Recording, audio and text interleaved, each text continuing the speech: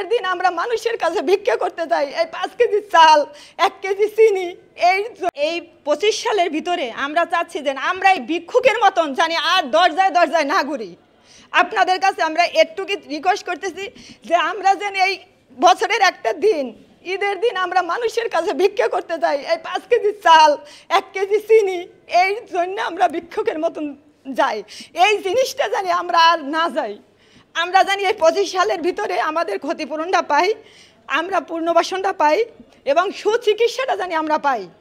আমাদের এই দাবিতে আমরা আজকে 12 বছর পর্যন্ত আমরা ঘুরতেছি, বিভিন্ন মিডিয়ার কাছে বলছি এবং বিভিন্ন প্রতিষ্ঠানের কাছে যাই আমরা লজ্জিত হয়েছি। 500 টাকা দিয়ে আমাদেরকে বিক্রি করে সমস্ত মানুষ তারা আঙ্গুল ফুলে কলা গাছ হয়েছে।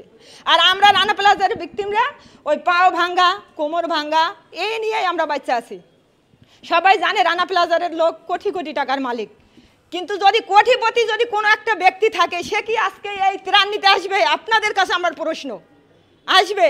তার একটা লজ্জা থাকা উচিত যে না, হে কোটিপতি, আমার নিজের কাছে নিজের বিবেকের করবো যে না, আমি কোটিপতি, আমি কেন ও জায়গায় যাব?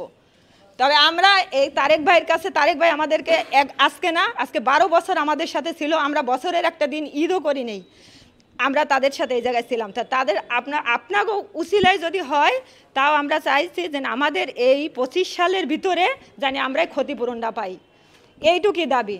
আর ডক্টর ইনুস যতদিন আছে মনে আশা করতেছি যে হয়তো আমরা কিছু পাবো, এইরকম আশাবাদী আমরা। তাহলে আপনারা যদি আমাদের সহযোগিতা করেন হয়তো আপনাদের হাত ধরে আমরা এটা পাইতে পারি, এই চেষ্টা আপনারা করবেন। আর আমরা সবাই আশাবাদী জানি আমরা এই 25 সালের ভিতরে আগামী 24 তারিখে জানি আমরা ওই জায়গায় কোনো নিয়ে যাই না, দাবি নিয়ে আমরা দাঁড়াবো না। ওই জায়গায় আমরা ফুল নিয়ে দাঁড়াবো শুধু শ্রদ্ধা জানার জন্যে।